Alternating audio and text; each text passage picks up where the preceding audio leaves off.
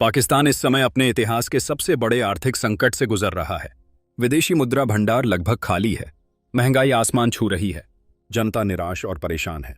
इसी बीच Pakistani army chief general असीम मुनीर ने बयान दिया है कि पाकिस्तान खजाने पर बैठा है। उनका इशारा बलूचिस्तान की रेको डिग खदान की ओर था। वहां सोना, तांबा और रेयर अर्थ मिनरल्स का बहुत बड़ा भंडार है। जनरल का दावा है कि इन खदानों से पाकिस्तान अरबों डॉलर कमाकर IMF और दुनिया के कर्ज से छुटकारा पा सकता है।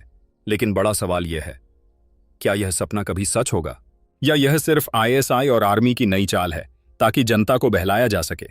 असली ताकत फौज और ISI। पाकिस्तान में चुनी हुई सरकारें हमेशा कमजोर रही हैं। असल ताकत रही है फौज के पास और ISI के पास। ISI केवल सुरक्षा एजेंसी नहीं है, यह पाकिस्तान की अर्थव्यवस्था, राजनीति और अंतर्राष्ट्रीय सौदों तक को कंट्रोल करती है। जनरल मुनीर का यह बयान जनता के लिए जितना है, उतना ही यह चीन और खाड़ी देशों के लिए संदेश भी है। हमारे पास खजाना है, हमें और कर्ज दीजिए। रेयर अर्थ ट्रेजर, हकीकत या धोखा? रेको डिग पाकिस्तान का सबसे बड़ा खजाना माना जाता है। दावा है कि यहां से हर साल करीब 2 अरब डॉलर की कमाई हो सकती है। लेकिन हकीकत यह है कि यह प्रोजेक्ट सालों से विवादों में फंसा हुआ है। पाकिस्तान के पास न तो तकनीक है और न ही इंफ्रास्ट्रक्चर कि वह इन खदानों से खुद खनन कर सके। इसका मतलब साफ है कि यह प्रोजेक्ट अंत में विदेशी कंपनियों या सीधे चीन के हाथ में जाएगा। चीन का शिकंजा आज पाकिस्तान का सबसे बड़ा कर्जदाता है चीन। CPEC यानी चाइना पाकिस्तान इकोनॉमिक कॉरिडोर के नाम पर चीन ने अरबों डॉलर का कर्ज दिया। लेकिन इन पैसों से पाकिस्तान की अर्थव्यवस्था खड़ी होने के बजाय और डूब गई।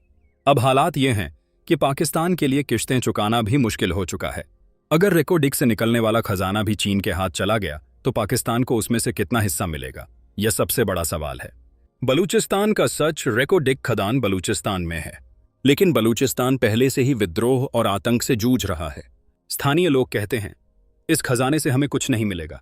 जितना पैसा आएगा वह इस्लामाबाद और आर्मी के पास जाएगा। इससे बलूचिस्तान का असंतोष और बढ़ेगा और हालात गृहयुद्ध जैसे बन सकते हैं।